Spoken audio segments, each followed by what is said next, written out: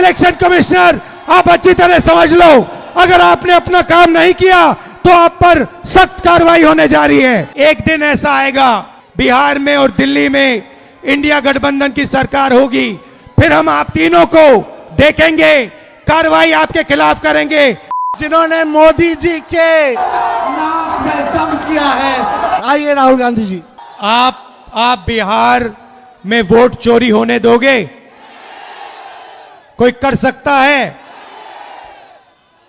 भाइयों और बहनों, सालों से लग रहा था कि चुनाव में कोई ना कोई गड़बड़ है।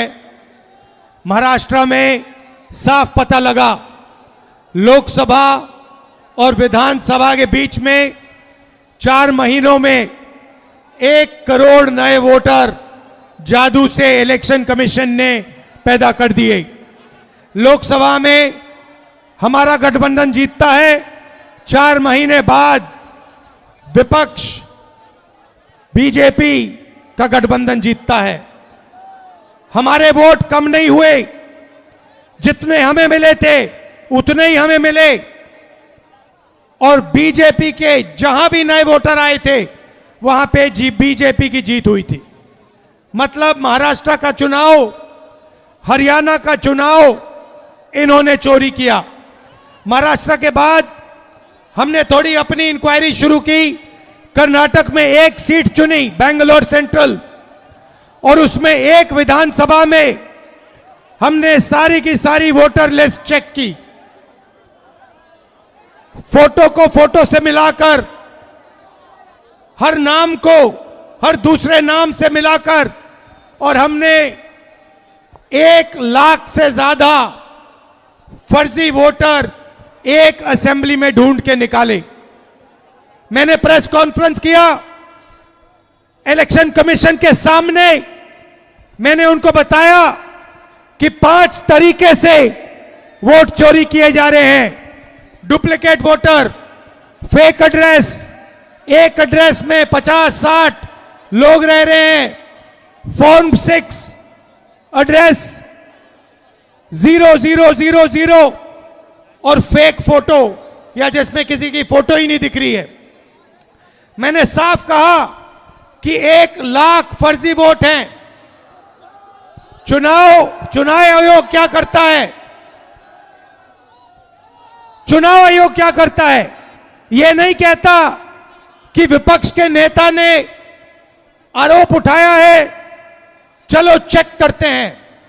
यह नहीं किया, उल्टा मुझे कहते हैं आप एफिडेविट दो, और उसके बाद कहते हैं कि ये पहले कंप्लेंट क्यों नहीं की। कहते हैं कि अगर 1 सप्ताह के अंदर आपने एफिडेविट नहीं दिया तो इस कंप्लेंट का कोई मतलब नहीं है। जिम्मेदार वो हैं, जिम्मेदारी उनकी है, चोरी उनकी पकड़ी गई, और मुझे कहते हैं आप एफिडेविट लाओ। इलेक्शन कमीशन से मैं कहना चाहता हूं, पूरा देश आपसे एफिडेविट मांगने का काम करेगा। थोड़ा सा समय दे दो। हर स्टेट में, हर विधानसभा में, हर लोकसभा में हम आपकी चोरी पकड़ के देश को दिखाने जा रहे हैं। मगर इन्होंने क्या किया? बिहार के लिए जैसे मोदी जी स्पेशल पैकेज की बात करते हैं, बिहार के लिए ये एक नया स्पेशल पैकेज लाए हैं। उसका नाम है SIR। SIR का मतलब नए तरीके से चोरी करना। इन्हें मालूम पता लग गया है कि हमने उनकी चोरी पकड़ ली। इनको पता लग गया कि महाराष्ट्र में, कर्नाटक में, हरियाणा में हमें पकड़ लिया। अब ये नए तरीके से बिहार में SIR से चोरी करने की कोशिश कर रहे हैं।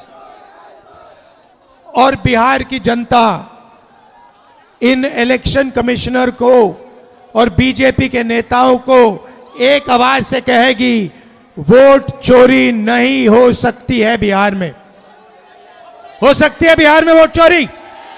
कर सकता है नरेंद्र मोदी चोरी, या इलेक्शन कमीशन कर सकता है चोरी? नहीं, नहीं कर सकता है। भाइयों और बहनों, आपको मालूम है चोरी क्यों होती है?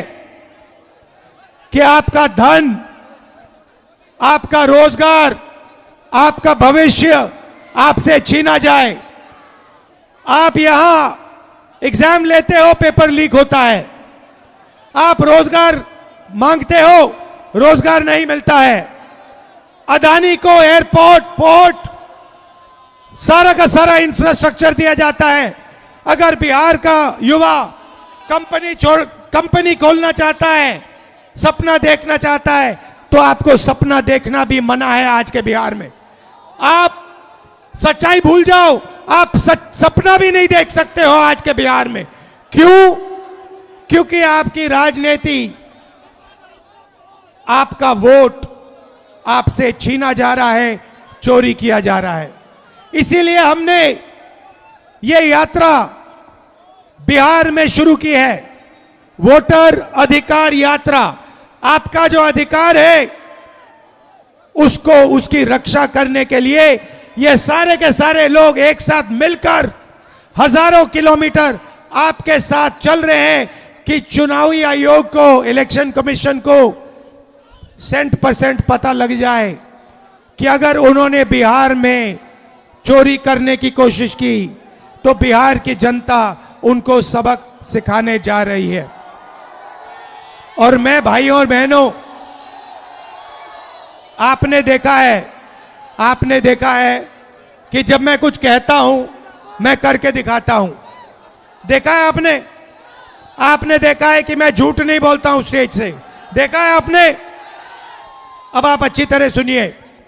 और ये जो इलेक्शन कमीशन बैठे हैं, इलेक्शन कमिश्नर बैठे हैं, इन तीनों से मैं कह रहा हूं, आप एक बात समझ लो, मोदी जी की सरकार है, वो सब ठीक है। तेजस्वी जी ने कहा आपने बीजेपी की मेंबरशिप ले रखी है, आप बीजेपी के लिए काम कर रहे हो, मगर एक बात समझ लो, एक दिन ऐसा आएगा जब यहां पे बिहार में और दिल्ली में इंडिया गठबंधन की सरकार होगी, फिर हम आप तीनों को देखेंगे, कार्रवाई आपके खिलाफ करेंगे और पूरा देश जिससे आपने चोरी की है। भाइयों और बहनों, ये देश जो है, भारत माता, वो कॉन्स्टिट्यूशन दो मुझे। ये जो है, ये संविधान जो है, ये भारत माता का संविधान है। ये भारत माता का संविधान है।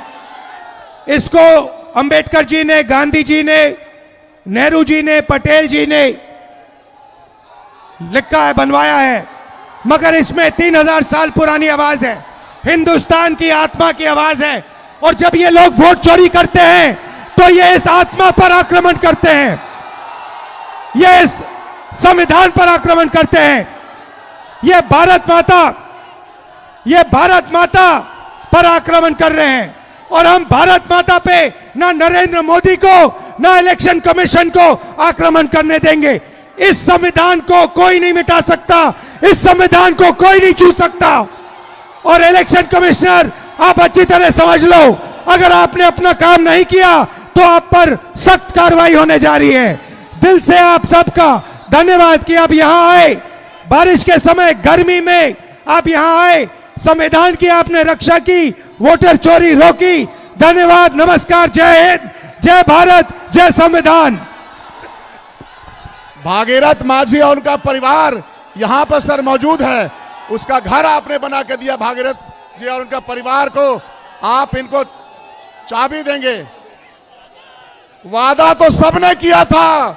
राहुल गांधी जी ने भागीरथ मांझी के घर गए और उस शिकस्ता टूटे मकान को देखा, और जो दिल में जज्बा है, आज मकान बना करके चाबी भागीरथ मांझी और परिवार को एक पूरा मकान। आपका बहुत बहुत धन्यवाद, बहुत बहुत शुक्रिया। इधर